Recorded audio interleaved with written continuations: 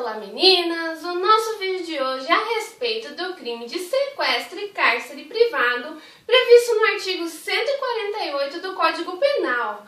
Serão abordados conceitos e considerações principais a respeito deste delito, como por exemplo as alterações trazidas pela Lei nº 11.106 de 2005, a qual revogou o delito específico de rapto para fazer com que sequestro e cárcere privado para fins libidinosos se tornasse qualificadora deste delito que vamos aqui estudar.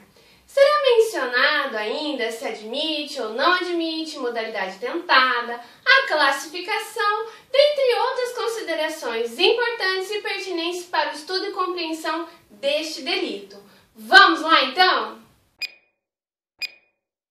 Sequestro e cárcere privado são meios utilizados pelo sujeito ativo para tolher a liberdade de ir e vir da vítima. E é por isso que existe, que foi criado este tipo penal aqui em estudo, justamente para proteger a liberdade de ir e vir da vítima. Professora, mas e aquele outro sequestro, o qual as pessoas pedem resgate? Então, se a situação envolve pedidos de cunho patrimonial, aí temos outro delito que não aquele que é objeto aqui deste vídeo, que é o delito do artigo 159 do Código Penal, denominado extorsão mediante sequestro, que também é ou será objeto de vídeo aqui do canal.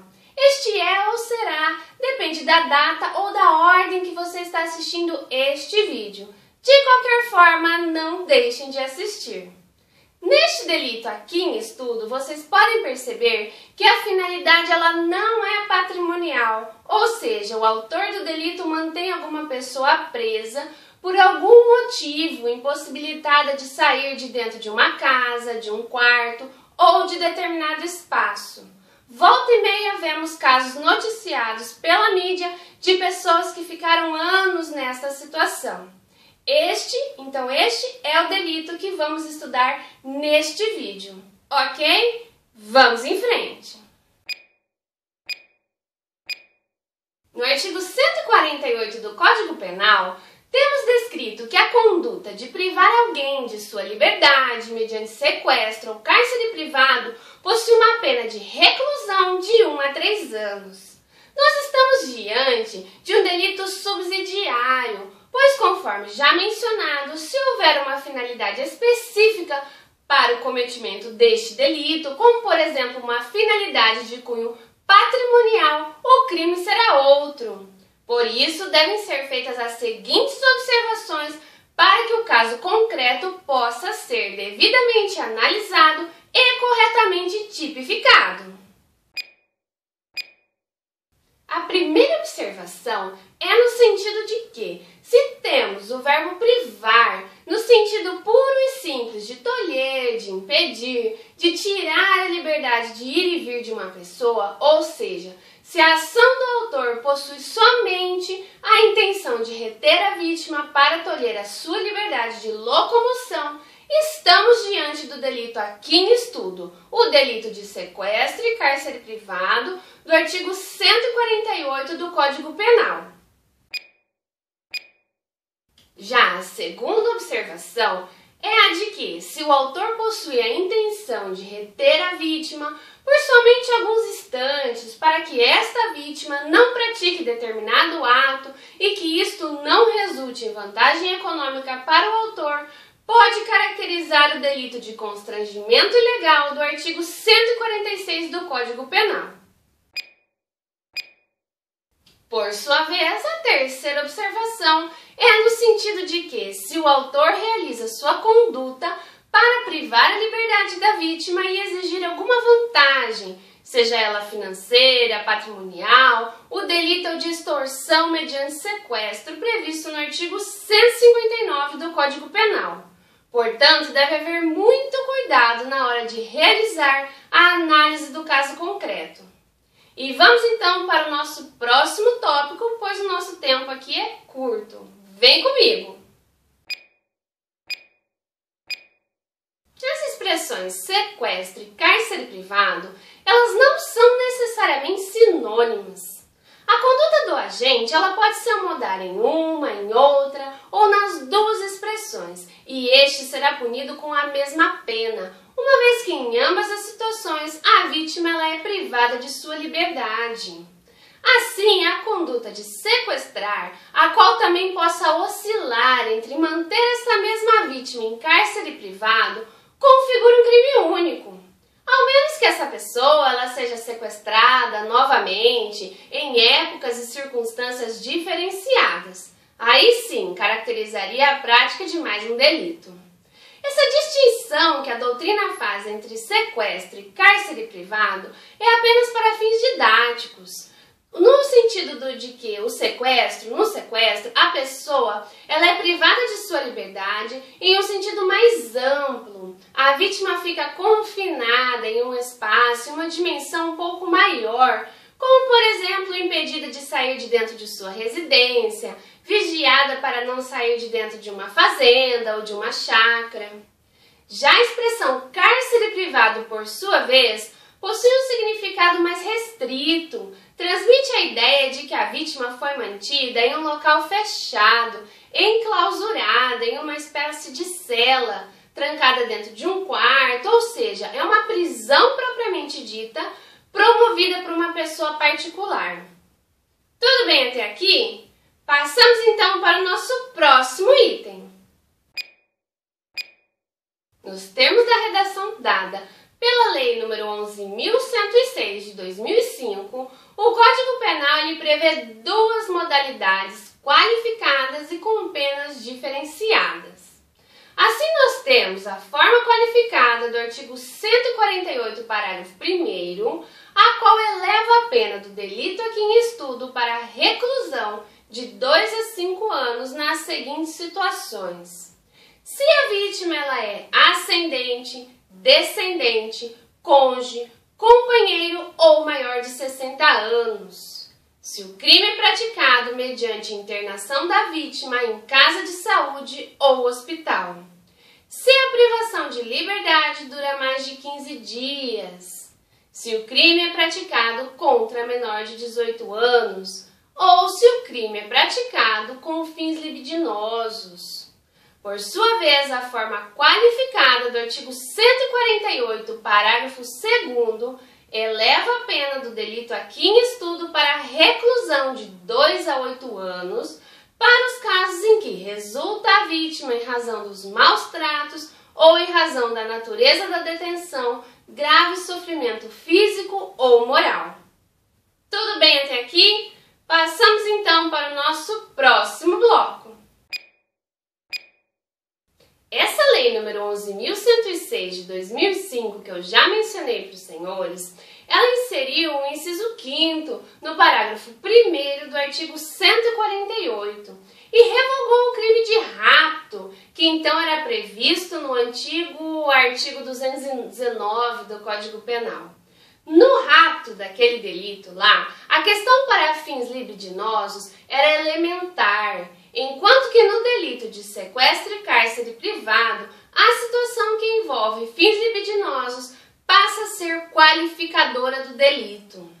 Tal alteração ela foi bastante relevante, pois no antigo delito de rapto, a vítima somente poderia ser mulher. Agora, a vítima deste delito pode ser tanto homem quanto mulher. Outra mudança significativa é que no antigo delito de rapto, a ação penal era, em regra geral, privada e agora passa a ser de iniciativa pública incondicionada. Especificamente no que diz respeito à modalidade qualificada do artigo 148, parágrafo 1º, inciso 5º, o qual prevê uma pena de reclusão de 2 a 5 anos para quando o crime de sequestro e cárcere privado é praticado para fins libidinosos. É preciso destacar aqui que esta qualificadora ela se faz presente, mesmo que o autor não consiga realizar por completo a intenção libidinosa que pretendia, ou seja, ela se consuma no momento da captura da vítima. Veja que neste delito basta somente a intenção do agente, ainda que efetivamente não tenha realizado os atos libidinosos. Entretanto, esta intenção deve ficar claramente evidenciada. Ah, mas e se o autor do delito efetivamente praticar os fins libidinosos contra essa vítima? A primeira ideia que vem em mente é que seria, no caso, um mero exaurimento do delito, mas, na verdade, configura um outro delito autônomo. Assim, se os atos libidinosos forem consumados, haverá, então, o concurso de crimes e o agente deve responder por sequestro qualificado, no caso, em concurso material com o delito sexual. Ok até aqui? O objeto material deste delito é a pessoa que sofreu a privação da liberdade. O bem jurídico protegido é a liberdade individual, a liberdade de ir e vir da vítima. E o elemento subjetivo é o dolo, vontade de privar a liberdade de locomoção da vítima. Passamos então para o nosso próximo item. No que diz respeito à consumação e tentativa, pode ser considerado que a consumação ela acontece diante da efetiva privação de liberdade por tempo juridicamente relevante. Para avaliar este espaço de tempo, deve levar em conta o princípio da razoabilidade. A tentativa, por sua vez, ela é admitida na forma comissiva nos casos em que o agente ele inicia os atos de execução para sequestrar a vítima, mas não consegue por circunstâncias alheias à sua vontade. Na forma omissiva, ou seja, quando a omissão é um meio executório, não há de se falar em tentativa. Ok? Vamos em frente! Quanto à classificação deste delito, estamos diante de um crime comum na modalidade simples deste delito, tanto em relação ao sujeito ativo como em relação ao sujeito passivo. Já diante das modalidades qualificadas dos incisos 1º a 4º do parágrafo 1º, se torna crime próprio quanto ao sujeito passivo, pois estes passam a ser aqueles mencionados pela norma, quais sejam ascendente, descendente, cônjuge, companheiro do agente, pessoa maior de 60 anos ou menor de 18. Ele é um delito de forma livre, por quê? Porque o sujeito ativo ele pode realizar o tipo de vários modos. Doloso, porque o tipo penal ele não prevê modalidade culposa. Ele é um delito comissivo, por quê? Porque o verbo praticar implica necessariamente uma ação. Mas ele também pode ser omissivo e impróprio, como por exemplo na hipótese de deixar de colocar em liberdade a pessoa que se restabeleceu de doença mental, não autorizar a soltura de quem legitimamente, legalmente merece. Ele é um delito permanente. Por quê? Porque a consumação ela se prolonga no tempo. Uma vez que a lesão ao bem jurídico ela também perdura no tempo. Todo o tempo que a vítima estiver no cárcere é possível a prisão em flagrante. Ele é um delito material. Por quê? Porque este delito ele necessariamente deve produzir um resultado naturalístico, ou seja, no caso aqui, a privação de liberdade da vítima. Ele é um delito monossubjetivo, também chamado de unissubjetivo, que pode ser praticado por uma só pessoa. Em regra geral, ele é um delito plurissubsistente, porque vários atos podem fazer parte da conduta descrita da norma. Dependendo da hipótese, se houver concentração de atos, ele pode passar então a ser unissubsistente. Tudo bem até aqui? Passamos para o item final do nosso vídeo. E assim nós chegamos ao final de mais um vídeo. Aqui nós vimos as principais considerações a respeito do delito de sequestro e cárcere privado do artigo 148 do Código Penal. Tudo certo até aqui? Alguém tem alguma dúvida a respeito deste assunto? Eu espero que este vídeo tenha sido útil. Se inscrevam no canal para receber notificações de quando novos vídeos são postados. Fiquem à vontade para fazer comentários, assistir os outros vídeos e não se esqueça de clicar em curtir, compartilhar, caso realmente tenham gostado deste vídeo. Bons estudos e nos vemos em um próximo vídeo.